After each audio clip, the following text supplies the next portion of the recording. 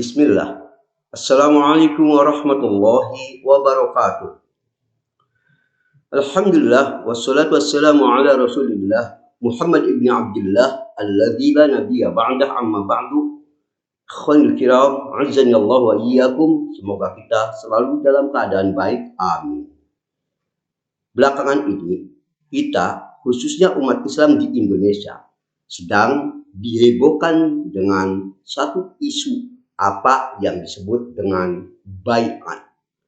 Sebenarnya fenomena baiat, khususnya di negeri kita, ini telah sangat lama banyak bermunculan baiat-baiat, baik baiat yang dilakukan pada dalam tanda petik tokoh spiritual, guru thariqat, jam'iyah tertentu, organisasi tertentu, dan sebagainya.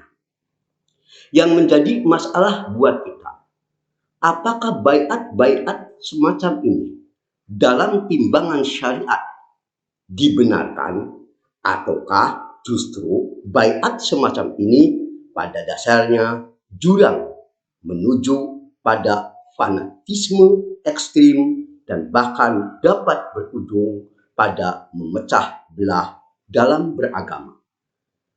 Nah, untuk menjawab kajian ini, dalam kesempatan kali ini, Ana ingin memberikan satu tema kajian yang terkait dengan ini, yang Ana beri judul Baiat Sunnah vs Baiat Bid'ah.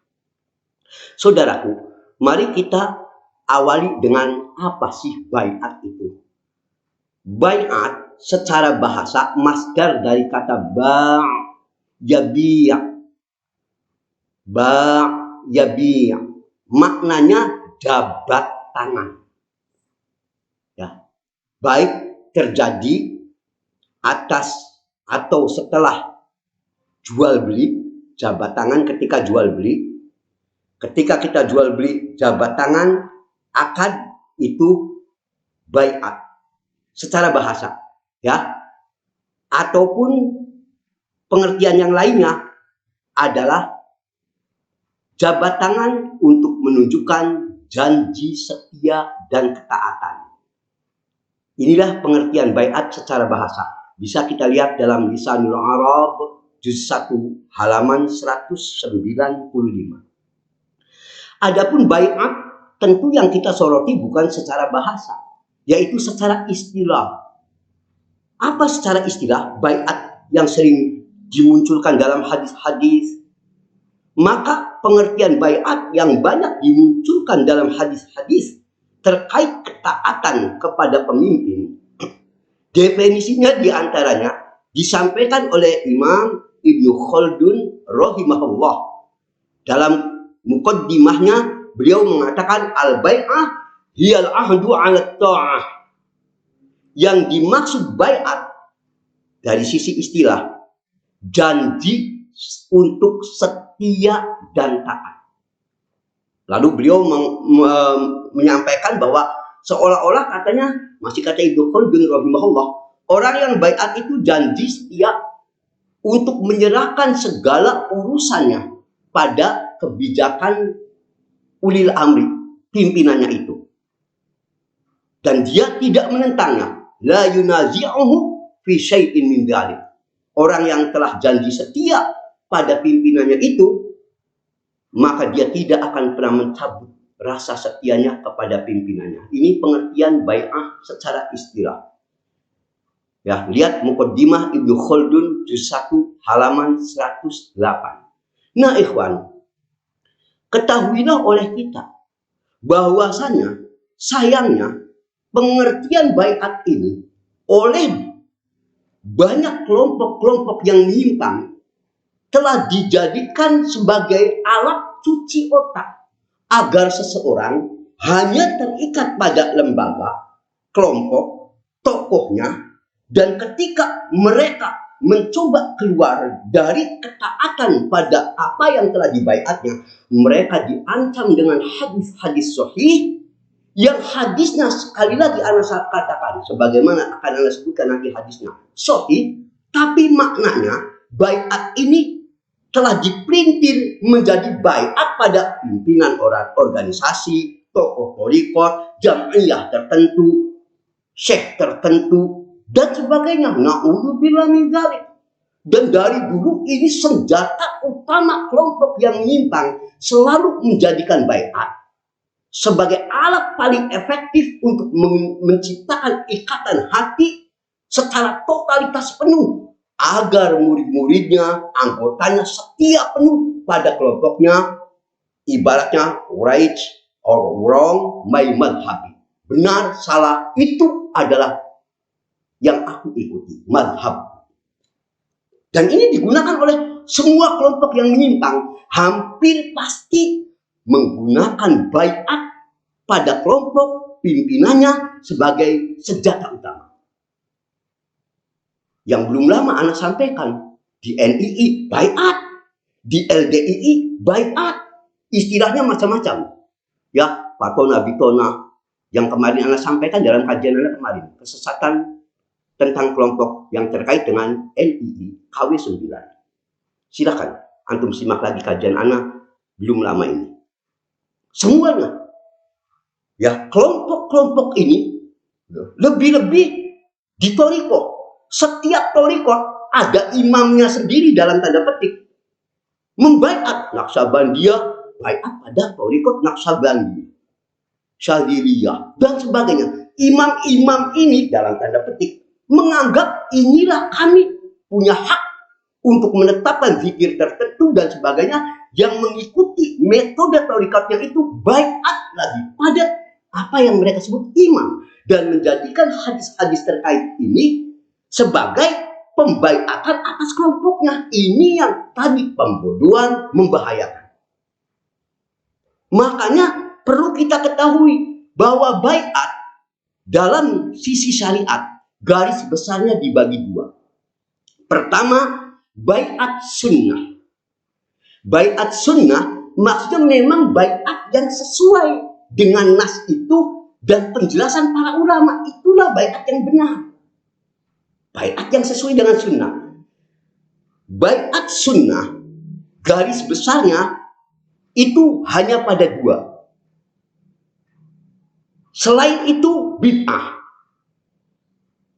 Nah, kita akan mulai dulu pada baiat sunnah, pada dua kelompok saja yang benar. Satu, baiat kepada Nabi Sallallahu Alaihi Wasallam sebagai Nabi dan Rasul. Ketika Rasulullah Sallallahu Alaihi Wasallam diutus, setiap orang yang mendengar dakwah beliau saat itu mendatangi beliau, mengucapkan syahadah di hadapan beliau, berjanji setia hidup mati bersama beliau. Dan itu adalah baiat yang sunnah. Yang Anda maksud ini bukan sunnah fikih, ya, yang jika dikerjakan dapat pahala, jika ditinggalkan tidak apa-apa, bukan. Tapi sunnah yang Anda maksud ini secara usul itu sesuatu yang harus sifatnya. Ini baiat kepada Rasul, Nabi SAW sebagai Rasul, itu jelas. Dan bahkan baiat ini telah disebut dalam Al-Quran, hadis-hadis sahih, dan juga dilakukan para sahabat ridwanullah alaihim ajma'in. Sebagai contoh, mari kita lihat bagaimana Allah bicara terkait baiat para sahabat saat itu kepada Nabi Sallallahu Alaihi Wasallam. Ini jelas. Ayatnya salah satunya. Innalladzina yubayyi'unaka innama yubayyi'una Allah. Orang yang tadi yubayyi'una, membaiat engkau, baiat sumpah setia kepada engkau, hei Muhammad SAW. Innama yubayyi'una Allah. Pada dasarnya, hakikatnya mereka bersumpah baiat pula pada Allah. Karena beliau kedudukannya Rasul, pasti selalu benar. Maka baiat kepada Muhammad SAW sebagai seorang Rasul dianggap baiat kepada Allah. Ya. Dan ini sifatnya wajib. Sebab pada ayat sambungannya setelah Allah menyampaikan yadullahi fawqa aydihim faman nakatha fa innama yankuthu ala nafsih. Siapa yang melanggar baiat itu berarti dia melanggar janji itu dan dampaknya akan menimpa dirinya sendiri. Jadi baiat kepada Rasul jelas. Ini nggak ada khilaf lagi, sudah jelas. Anak tidak akan memperpanjang lagi, ya, karena kejelasannya tentang ayat ini. Nah, salah satu isi baiat para sahabat radhiyallahu anhu dulu kepada Nabi SAW, sebagaimana dikisahkan oleh Abbas bin Abdul Muthalib. Saat itu, ya, ada kalangan sahabat-sahabat beliau baiat. Lalu mereka bertanya, ya Rasulullah, ala ma nubayya'uk? Ya, kami berbaiat kepadamu, untuk apa baiatnya? Maka Nabi mengatakan, tubayya'uni ala sam'i wa ta'ah bin nasyat wal kasal. Kalian baiat padaku, dengarkan segala ucapanku, taatlah apa yang aku tetapkan, baik saat engkau dalam keadaan lemah maupun engkau dalam keadaan semangat. Ya, lemah, semangat maupun dalam keadaan lemah. Ya, kasal, lemah. Walaupun semangat, pokoknya harus tetap. Lalu di beberapa bagiannya beliau juga mengatakan isi baiatnya, wa ala antansuruni idza qatimtu, ya, dan hendaklah kau tetap membela aku jika aku telah sampai di daerah kalian. Ya, yaitu waktu itu jika aku ke Yatsrib, di wilayah kalian ada yang menyakiti, kalian harus bela aku. Itu baiat Nabi SAW. Kemudian fatamna'uni mimma tamna'un minhu anfusakum wa azwajukum wa abna'akum. Dan wajib bagi kalian melindungiku sebagaimana kalian melindungi diri kalian, istri kalian, dan anak-anak kalian. Kalau aku ada apa-apa, lindungi. Darah kehormatanku wajib kalian bela. Seperti kalian membela diri Anda, anak Anda, istri Anda. Siap tidak? Itu baiat ke Nabi sebagai seorang Rasul. Dan kalau kalian melakukan itu, kata Nabi, walakumul jannah. Bagi kalian surga sebagai balasannya. Ini hadis riwayat Ahmad dan lain-lain. Kata Syekh Syu'aib Al-Arnaud rahimahullah dalam Takhrij Al-Musnad nomor 14.653 sahih. Jadi jelas baiat kepada Nabi. Dan itu dibuktikan. Ya, contoh lain, Jarir bin Abdullah radhiyallahu anhu pernah mengisahkan, baiatku Rasulullah SAW. Aku pernah baiat kepada Nabi Rasul SAW. Apa baiatnya? Ala syahadatin an la ilaha illallah wa anna Muhammadan Rasulullah. Baiatku pertama tauhid la ilaha illallah, kemudian Muhammad Rasulullah, wa iqamis shalah, dan aku baiat untuk selalu menegakkan sholat fardu, wa ita'iz zakat, aku akan mengeluarkan zakat, wa sam'i wa ta'ah, dan aku akan selalu mendengarkan dan taat terhadap apapun yang dikatakan oleh Nabi Sallallahu Alaihi Wasallam. Sahih Bukhari 2157. Ini baiat yang ini benar, dan itu sudah nggak ada khilaf. Baiat sunnah, yaitu baiat yang sesuai dengan nas kepada Nabi sebagai seorang Rasul. Yang kedua, masih baiat sunnah. Yang kedua, baiat kepada ulil amri muslim yang sah, walau dia zalim. Selagi zahirnya dia ini muslim, dia penguasa, telah dipilih untuk menjadi pemimpin kita dalam urusan-urusan yang menyangkut kepentingan orang banyak, apapun namanya, presiden, sultan, khalifah, amir, apa saja namanya, dia telah sah di suatu wilayah, maka inilah yang kita harus juga baiat dalam pemerintahan negara kayak kita Indonesia. Ulil amri kita saat ini Pak Jokowi, hafizahullah. Itu jelas ulil amri. Ikhwan, azani Allah wa iyyakum. Mana dalil ini? Terlalu banyak. Ana sebutkan sebagiannya saja. Abdullah bin Umar, ya, radhiyallahu anhuma, pernah menyampaikan, kunna idza bay'ana Rasulullah SAW ala sam'i wa ta'ah. Kami dulu baiat kepada Rasulullah SAW ini selaku ulil amri. Dalam bentuk apa? Ala sam'i wa ta'ah. Untuk selalu mendengar dan taat kepada beliau sallallahu alaihi wasallam, yaqulu lana, dan beliau berkata kepada kami, fi mastata'ta, kamu harus tetap taat padaku, mendengar aku semaksimal mungkin batas kemampuan kalian taat. Harus sekemampuan mungkin. Sahih Bukhari 7202, Muslim 1709. Fi mastata'ta. Ya, sekemampuan maksimal Anda, taatlah padaku. Selaku Nabi, nggak usah cerita lagi kalau beliau sebagai Nabi Rasul selesai tadi pertama. Sekarang selaku beliau ulil amri. Ya, ikhwan azanillah wa iyyakum. Selanjutnya, perlu Anda sampaikan tadi, istilah-istilah buat penguasa. Tadi, ulil amri. Dalam hadis, Anda sudah punya semua, insya Allah. Sudah Anda catat semua. Dalam sunnah, penguasa itu namanya banyak. Kadang disebut khalifah. Ini jika terjadinya pemimpinan di satu wilayah negara Islam belum terpecah seperti sekarang. Namanya kalau masih satu pimpinan tertinggi, dulu satu, namanya khalifah. Lihat Sahih Bukhari 4905. Di situ redaksi hadisnya langsung khalifah. Kadang Nabi menyebutnya amir. Lihat Sahih Bukhari 7137, Muslim 1835. Redaksinya amir. Sama. Kadang beliau menyebutnya jamaah. Sahih Muslim 1848. Jamaah itu maksudnya sama, pemerintah yang sama. Kadang beliau menyebutnya imam. Lihat dalam Sahih Muslim 1847 dan Ahmad 6657. Ya, yang ini disahihkan oleh Syekh Syuaib Al-Arnaud rahimahullah. Kadang beliau menyebutnya sultan. Lihat hadis riwayat Ahmad nomor 18.830 yang kata Syekh Syuaib Al-Arnaud, hadis ini sahih. Lihat ta'liq Musnad Ahmad nomor 18.830. Sama.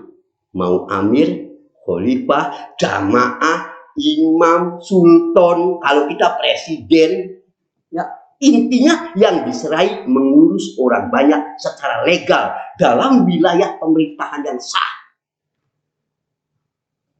Ini supaya kita paham dulu. Jadi nanti ketika Anda membahas hadis-hadis ini jangan pada bingung. Nah, ya kalau waktunya tidaklah Anda takut terlalu panjang, nih saya akan bawakan redaksi hadis-hadis. Yang redaksi sultan nih, yang redaksi amir nih. Cuma karena khawatir terlalu panjang, cukup Anda isyaratkan nomor hadisnya. Bagi yang pengen, boleh suatu saat kita sampaikan redaksi masing-masing spesifik. Ikhwan, azanillah wa iyyakum. Semua istilah di atas tadi, khalifah, imam, amir, sultan, jamaah, intinya merujuk pada satu pengertian yang sama. Apa? Kepala pemerintahan suatu wilayah yang legal, yang zohirnya muslim. Sama, istilahnya mau apapun Anda menyebutnya. Ya, Syekh Abdussalam bin Barjas rahimahullah. Makanya saat beliau menyampaikan hadis-hadis terkait ketaatan tadi kepada ulil amri, jamaah, imam, pokoknya hadis yang terkait ini karena redaksinya di amir, sultan, maka beliau mengatakan al-qaidah al-khamisah, kaidah kelima kata beliau. Al-a'immah alladzina amar Nabi sallallahu alaihi wasallam bi ta'atihim. Ya, adapun imam. Tadi kadang beliau menyebutkan istilah imam yang diperintah Nabi suruh taat kita padanya. Hum al-a'immah al-mawjudun al-ma'lumun. Khalifah yang betul-betul pimpinan ada real. Ada lambang negaranya, tanah airnya, tentaranya jelas. Dan sudah masyhur, diketahui orang awam tahu. Bukan ini kita punya negara, mana negaranya? Di gua. Ente gak kelihatan. Negara ini tadi al-mawjudun al-ma'lumun, real, nyata, ada tentaranya, Kalau zaman kita punya pesawat terbang, ada kapal selam, ini ngomongnya kita punya negara. Tapi kita ini masih bawah tanah. Itu negara mimpi. Ya. Ini alladzina lahum sultan. Makanya wa qudrah. Di mana ulil amri ini punya memang kekuasaan, ya, dan dia punya kesanggupan memaksa orang. Yang gak taat penjara, namanya pemerintah. Yang real, dia punya tentara, dia punya polisi, hakim, jaksa, dia bisa gerakan. Real. Orang awam tahu, ini negara. Kalau negara yang kayak model NII yang ngomong masih bawah tanah, ada lagi yang kecil-kecil, yang gerakannya, kita juga sebetulnya punya negara. Tapi masih umpet-umpetan. Ini negara mimpi. Kasihan dia terbawa mimpinya. Bukan ini, seluruh ulama mengatakan yang real. Itu yang kita taati dalam hal yang makruh. Nah, juga sudah dipahami masalah ini. Lihat itu di kitab Mu'amalatul Hukam, Fidu'il Kitab wa Sunnah. Ya, karya Syekh bin Barjas rahimahullah tadi. Nah, membaiat ulil amri yang begini hukumnya wajib. Dan haram kita memisahkan diri selagi mereka dohirnya masih muslim. Walaupun mungkin zalim. Kadang pemerintah itu ada kesalahan, kekeliruan. Tidak boleh langsung kita kafirkan. Tetap kita harus di bawah pemerintah tadi. Ya. Adapun Ustaz baiatnya bagaimana? Ya, dalam kitab Al-Ajwibah Al-Mufidah halaman 134. Ya. Apakah kita datang langsung ke presiden sekarang? Maka dikatakan baiat yang dilaksanakan ini cukup diwakili oleh ahlul halli wal aqdi.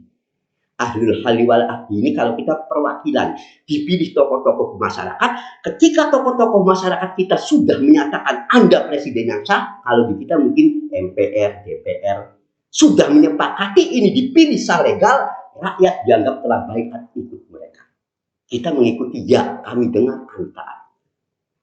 Ya, lihat Al-Ajwibah Al-Mufidah halaman 134. Dan ada ancaman bagi yang mencoba keluar dari ketaatan kepada pemerintah yang sah atau tidak mau mengakuinya, ya, maka dalam Sahih Muslim 4899, man mat wa laisa fi unuqihi bai'ah, barang siapa yang mati dalam keadaan dia belum baiat. Baiat ini ke ulil amri. Kalau kita tadi sudah lewat perwakilan. Apa Nabi katakan? Mitatan jahiliyah. Matinya bagaikan bangkai jahiliyah. Di hadis lain, man kharaja minat ta'ah, siapa yang keluar dari ketaatan, wa faraqul jamaah, ini yang tadi ada katakan di redaksi hadis ini, dan memisahkan diri dari al-jamaah. Seluruh ulama menafsirkan al-jamaah ini pada intinya merujuk pemerintah yang sah. Siapa yang berani keluar dari ketaatan, memisahkan dari al-jamaah, bukan jamaah organisasi, bukan jamaah al-jam'iyah, bukan jamaah tokoh-tokoh torikot, kelompok, bukan jamaah negara yang sah, ulil amri. Dia mati dalam keadaan tidak mengakui itu pemerintahan yang sah itu, yang zahirnya muslim itu, maka mitatan jahiliyah, matinya bagaikan bangkai jahiliyah. Na'udzubillah min dzalik. Sahih Muslim 1848. Ikhwan, a'azzani Allah wa iyyakum. Dari penjelasan yang Anda sampaikan, sekarang kita tahu baiat sunnah itu cuma dua. Kesimpulan, satu, baiat kepada Nabi SAW selaku seorang Nabi dan Rasul. Kedua, baiat kepada ulil amri yang sah, yang zahirnya muslim. Sekarang kita masuk baiat jenis kedua, yaitu baiat bid'ah. Baiat bid'ah yang tidak dikenal oleh salah satu pun, yaitu baiat kepada organisasi, jam'iyah, kelompok-kelompok tertentu, sekte-sekte tertentu, pimpinan-pimpinan thariqah. Semua ini adalah bahkan upaya kita yang menyimpang dari ajaran syariah yang suci, yang tidak dikenal oleh para salaf. Ini jelas batil tanpa diragukan. Baiat begini nggak boleh. Justru ini memecah belah akhirnya. Makanya anak akan sampaikan beberapa argumentasi yang menunjukkan batilnya baiat pada selain ulil amri yang sah sekarang. Kalau Nabi sudah kita selesai karena beliau ini sudah wafat. Ya, kalau sekarang yang masih kita sekarang ulil amri yang sah. Mau namanya presiden, khalifah, sultan, amir, imam, dan sebagainya. Pokoknya yang tadi. Adapun kalau baiatnya pada imam thariqah, syekh tertentu, organisasi tertentu, jam'iyah tertentu, bahkan ini adalah, maaf, upaya cuci otak agar orang terikat fanatisme buta kepadanya. Pokoknya right or wrong, my madhab. Bahaya. Tidak dikenal di kalangan salah. Enggak ada. Mari Anda sampaikan argumentasi pertama. Semua hadis yang merujuk keharusan taat kepada imam, jamaah, dan sebagainya tadi, seluruh ulama menafsirkan tadi argumentasinya. Kenapa ini batil? Ini selalu ditujukan pada ulil amri yang sah, yang real, yang nyata. Ulil amri, pemerintah negara. Presiden apa, ada tentara, ada polisinya, ada wilayah teritorialnya, ya, punya kekuasaan power, itu yang dimaksud ini. Semua ulama, tidak ada satupun yang tidak mengartikan itu. Ya, tidak ada yang mengartikan ini jamaah itu imam thariqat, jam'iyah, organisasi tertentu, tidak ada. Imam Ahmad bin Hambal rahimahullah pernah berkata kepada Ishaq bin Ibrahim Al-Hani terkait hadis tadi, siapa yang keluar dari ketaatan kepada imam. Kadang Nabi menyebutnya imam. Imam Ahmad lalu bertanya, wahai Ishaq bin Ibrahim, tahukah kamu apa yang dimaksud hadis dengan imam pada hadis ini? Yang terkait ini, ketaatan pada imam. Langsung Imam Ahmad langsung menjelaskan, dia adalah orang yang disepakati kaum muslimin sebagai pimpinan mereka. Itulah makna imam. Setelah disepakati, kaum muslimin memilih dia, disahkan. Itu imam, imam negara. Lihat Masail Ibnu Hani nomor 2011. Ya, itu dipahami ulama dulu juga. Hadis-hadis ini nggak ada urusan dengan thariqah, imam thariqah, jam'iyah, nggak ada itu. Mana Imam Ahmad rahimahullah mengatakan imam negara. Makanya tadi Syekh Abdussalam bin Barjas rahimahullah yang tadi anak sampaikan dalam kaidah kelima, beliau mengatakan al-a'immah, pengertian imam dalam hadis-hadis terkait ini, mau imam, mau amir, mau khalifah, ya, semuanya pokoknya yang merujuk ini selalu ditujukan kepada penguasa yang sah, yang ada, yang real. Tadi sudah Anda sampaikan perkataan beliau. Nah, ikhwan, ini bukan cuma Imam Ahmad yang punya pendapat ini. Jangan salah, nanti bisa kalau dasar antum Hambali ngomong imam ini, disangkanya kita mazhabnya kamu apa? Ini bahkan seluruh ulama. Anak akan isyaratkan saja nama imam dan kitab yang mengatakan imam ini, semua hadis yang terkait ini nantinya tidak ada satupun yang mengartikan imam thariqat, syekh thariqat, jam'iyah tertentu, organisasi tertentu, tidak ada. Tapi selalu mereka mengartikan imam, pemimpin negeri yang dominan muslim, yang sah, yang legal, yang real. Awas. Ini juga diungkapkan selain tadi Imam Ahmad. Dinyatakan oleh Ibnu Hajar. Lihat Fathul Bari juz 13 halaman 122 sampai 131. Imam Nawawi, ini ulama ahli hadis kalangan mazhab Syafi'i. Lihat Syarah Sahih Muslim juz 12 halaman 403 sampai 408. Ibnu Taimiyah dalam Majmu' Fatawanya juz 28 halaman 390 sampai 391. Ibnu Qayyim dalam Miftah dari Sa'adah juz 1 halaman 62. Ibnu Rajab lihat Jami'ul Ulum wal Hikam juz 1 halaman 222. Asy-Syaukani lihat dalam As-Sayyidul Jarrar juz 4 halaman 556. Al-Ajuri, lihat dalam Asy-Syariah halaman 28. At-Tohawi, lihat dalam Syarah Aqidah At-Tohawiyah halaman 368. Abdurrahman As-Sa'di, lihat dalam Ar-Riyadun Nadhirah halaman 49 sampai 50. Syekh bin Baz, lihat dalam Al-Ma'lum min wajibillah bainal hakim wal mahkum, dan seterusnya. Kalau Anda mau sebut saya Al-Utsaimin dan sebagainya, terlalu banyak. Ya, andai mau, Anda bisa menyebutkan satu-satu perkataan imam. Sayang tentu akan habis waktunya. Intinya semuanya, ketika para ulama kita bicara hadis-hadis terkait baiat imam, taat imam, jangan keluar dari jamaah, tidak ada satupun di antara mereka yang mengartikan ini pimpinan organisasi, pimpinan jamiah, apalagi torikot, apalagi. Nggak ada. Semua ulama, ahli sunnah. Jadi kepada mereka ini pada siapa memahami nas itu? Nanti ngaku paling ahli sunnah wal jamaah. Sunnah mana, jamaah mana yang diikuti? Paham siapa? Ini sisi atau argumentasi pertama. Argumentasi kedua, kita tahu di masa sahabat, tabi'in, tabi'ut tabi'in, ribuan ulama telah tersebar. Ya, orang-orang sekarang, jamiah sekarang, tokoh-tokoh mursyid sekarang nggak ada apa-apanya, sekukunya nggak ada ilmu, ketakwaannya. Mereka punya murid banyak, murid-muridnya banyak punya majelis, sudah mulai tersebar, apalagi di zaman tabi'in, tabi'in sudah menyebar. Tahukah kita, satu saja ada tidak di kalangan mereka yang buka majelis taklim membawa hadis ini, baiklah aku, hai muridku, satu saja. Apa mereka lebih bodoh dari orang-orang sekarang? Bagaimana cara Anda beragama? Paham siapa yang Anda ikuti, jangan pakai rohyu. Lihatlah para salaf.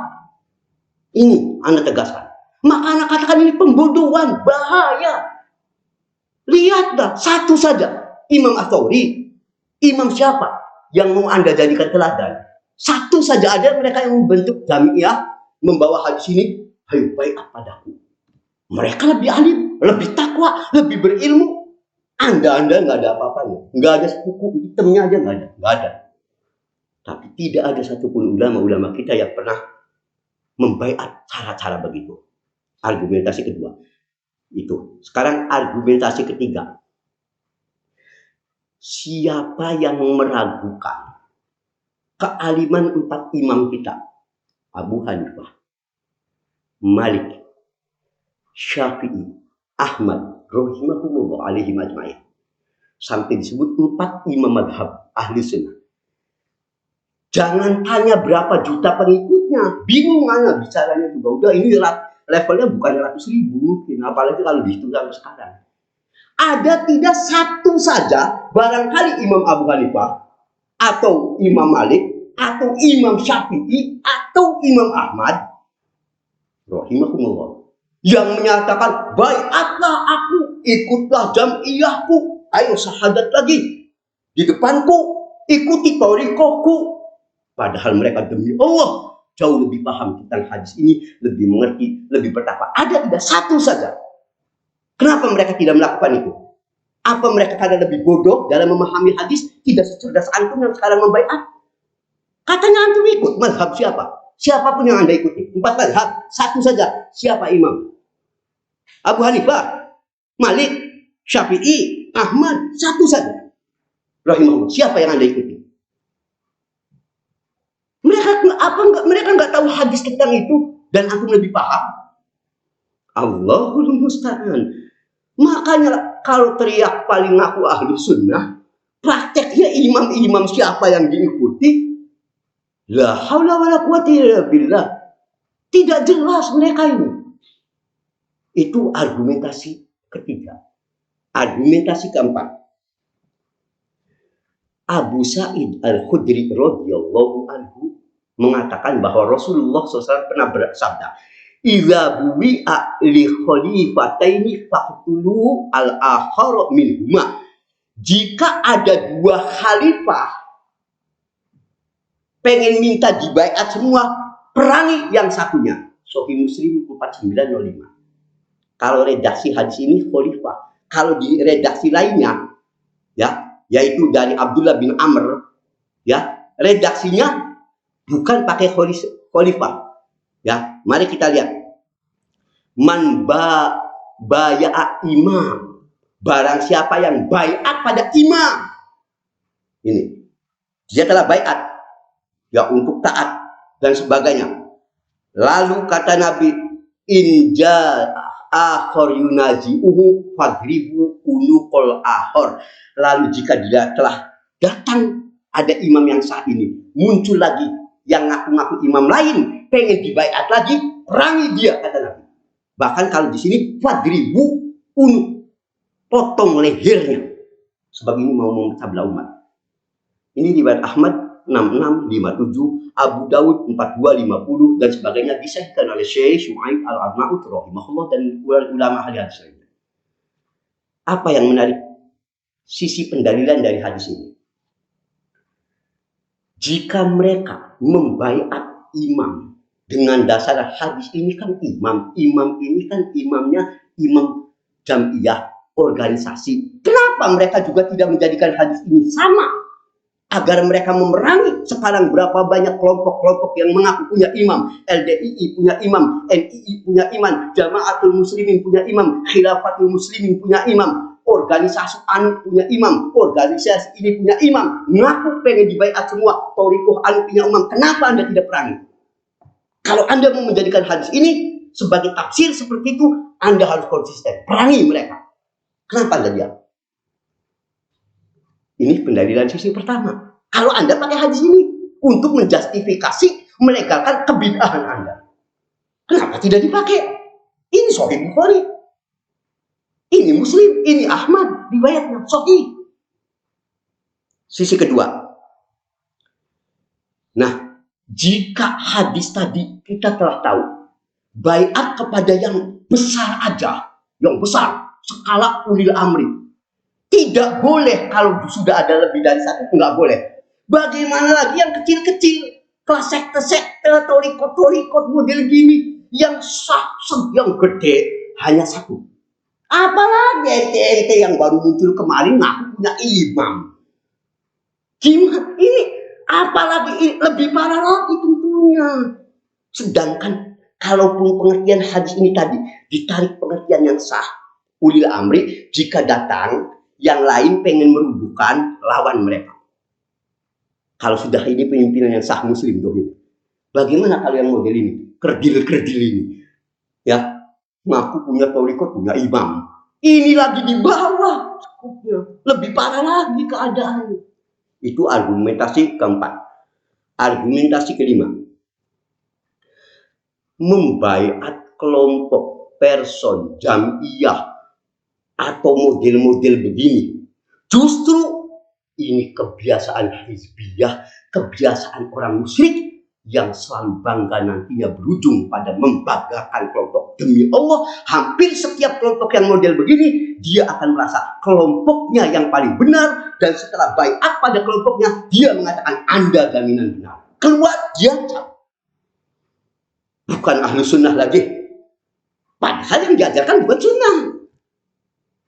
Ini justru upaya memecah belah barisan kaum muslimin dan kebiasaan orang yang akidahnya syirik. Mana dalilnya? Mari kita lihat. Surah Ar-Rum ayat 31 sampai 32. Wala takunu minal musyrikin. Janganlah kalian termasuk orang-orang musyrik. Ternyata ciri orang musyrik itu bukan cuma cerita dia nyembah patung berhala saja. Di ayat ini Allah cerita ciri orang musyrik lainnya. Perilakunya apa? Minalladzina farraqu dinahum wa kanu syi'a, yaitu orang yang suka memecah belah agamanya menjadi beberapa sekte.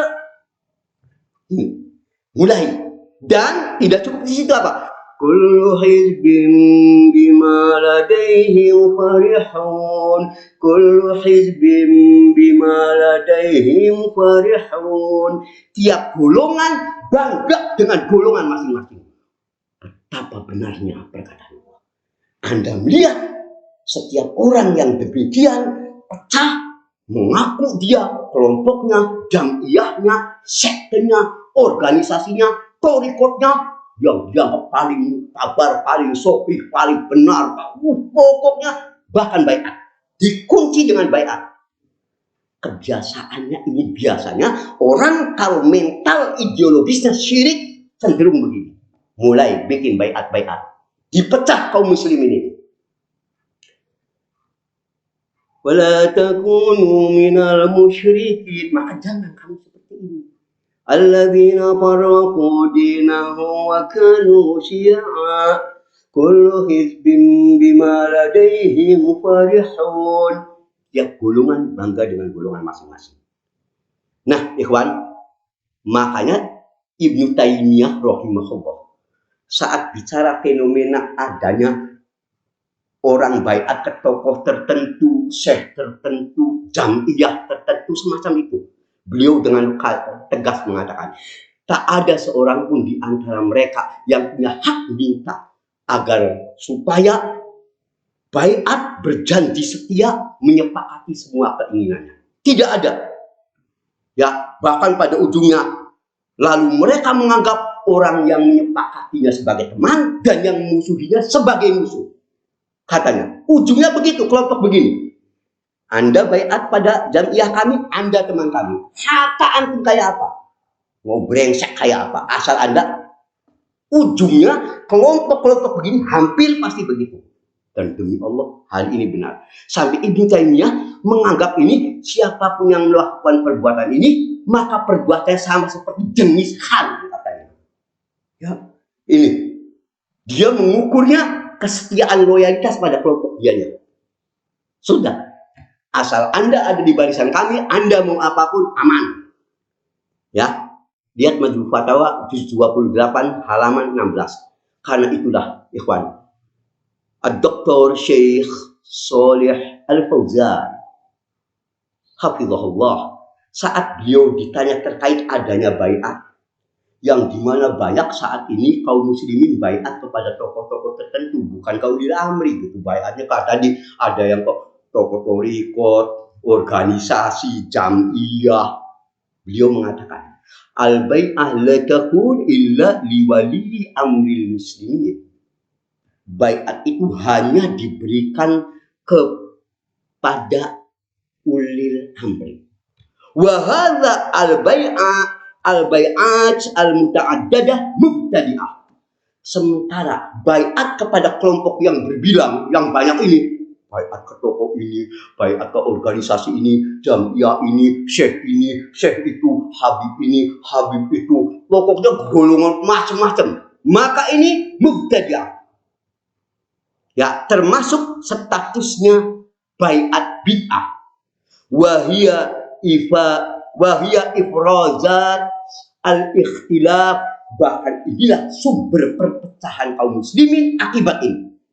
Dan benar, ketika Anda mulai fanatik yang torikot Naqsabandiyah, kalau udah baiat ini nggak boleh dulu, merasa ini loh yang paling dekat dengan sunnah. Yang ikut jamiyah ini, waduh, ada paling surga seakan-akan di depan mata. Ya, diulangi lagi syahadatnya juga, seakan-akan tadinya belum syahadat. Maka masih kata Syekh Fauzan, wal wajib 'alal muslimin alladzina hum fi biladi wahidin fi mamlakah wahidah an takuna bai'atahum wahidah lil imam wahid. Ya, wajib kaum muslimin yang tinggal di wilayah negeri tertentu, di wilayah kekuasaan tertentu, agar baiatnya hanya pada satu ulil amri pemimpinnya itu saja. Dia kepada tokoh negaranya, baiatnya itu bukan ke tokoh torikot, bukan ke jamiyah, organisasi dan sebagainya. Wala yajuz al-mubaya'at al-muta'addid, dan tidak dibolehkan Anda membaiat dengan jumlah bilangan banyak ke tokoh-tokoh ini itu, organ tidak boleh. Muntaqah Fatawa Syekh Al-Fauzan hafizahullah juz 1 halaman 367. Ikhwan azan ya Allah wa iyyakum. Dengan apa yang Anda jelaskan ini, sekarang jelas buat kita. Sebagai kesimpulan, garis besar baiat ada dua. Satu baiat sunnah, kedua baiat bid'ah. Untuk baiat sunnah hanya pada dua. Baiat kepada Nabi SAW dulu, ya, itu baiat sunnah. Ya, kedua baiat, dari baiat kepada Nabi selaku seorang Nabi dan Rasul, itu sudah selesai kisahnya. Ya, waktu itu langsung datang. Kedua, baiat kepada ulil amri muslim yang sah. Itu baiat sunnah. Adapun selain itu masuk kategori baiat kedua, baiat bid'ah. Baiat kepada tokoh-tokoh tertentu, golongan tertentu, ya, majlis tertentu yang dianggap imam-imam thariqat tertentu, ya, jamiah tertentu, ini semua bid'ah. Tidak pernah dilakukan oleh sahabat, tabi'in, tabi'ut tabi'in, bahkan 4 imam ahli sunnah, Abu Hanifah, Malik, Syafi'i, dan Ahmad rahimahullah, tidak pernah satu kali pun meminta umatnya membaiat. Ayo yang ngaji di majelisku, baiatlah aku. Tidak. Padahal 4 imam mazhab ini siapa yang tidak kenal? Tapi mereka tidak pernah menjadikan hadis ini seperti pandangan golongan-golongan yang sempit yang hendak, maaf, cuci otak agar menunjukkan fanatisme kita. Kita berlindung kepada Allah. Semoga apa yang Anda sampaikan ini ada manfaatnya buat kita semua, agar kita selalu istiqomah pada jalan yang lurus dan tidak tertipu dengan semua orang yang hendak menyimpangkan kita dari siratal mustaqim. Subhanakallahumma wa bihamdik, asyhadu an la ilaha illa anta, astaghfiruka wa atubu ilaik. Walhamdulillahirabbil alamin. Wassallallahu ala Muhammadin. Assalamualaikum warahmatullahi wabarakatuh.